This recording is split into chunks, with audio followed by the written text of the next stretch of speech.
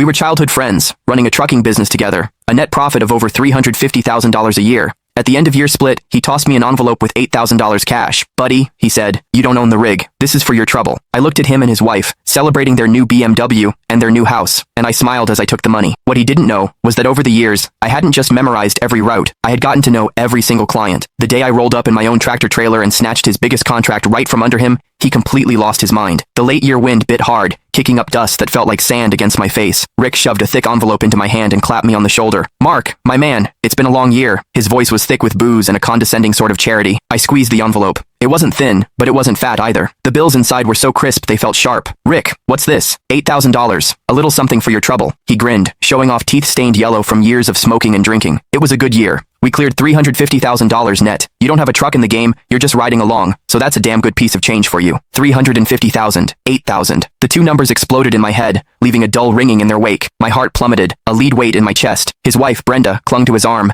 dangling the keys to a brand new BMW. The blue and white logo seemed to burn into my eyes. Mark, you just keep working hard for my Rick next year, and we'll take care of you. Her hand, with its fire engine red nails, fished a set of house keys from her purse. She tapped them against the floor plan of their new home. This one's 1,800 square feet. We close next week. You'll have to come to the housewarming. I watched the raw, unfiltered happiness and pride spilling off them. I felt like a ghost at their feast, a complete and utter joke. I forced the corners of my mouth into a smile that felt like cracking plaster. Thanks, Rick. Thanks, Brenda. I stuffed the $8,000 into my pocket. My hands were steady, but my fingernails were digging so deep into my palms, I thought I might draw blood. The dinner was at the nicest steakhouse in town. The private room was stuffy with heat, and the food on the table was arranged like art. I had zero appetite. My mind drifted back to the endless days and nights on the road. The summers, when the cab was a steam box with no AC, and I had to chug lukewarm water and pinch my own thigh just to stay awake. The winters, when we were snowed in on some godforsaken mountain pass, gnawing on frozen sandwiches for 2 straight days. I once drove for 3 days straight to make a rush delivery, my eyes so bloodshot the whole world seemed to shimmer and shake. And where was Rick during all of that? He was at home, tucked into his warm bed, AC blasting, making the occasional phone call to manage me remotely. Mark, keep an eye on that load. Can't have any issues.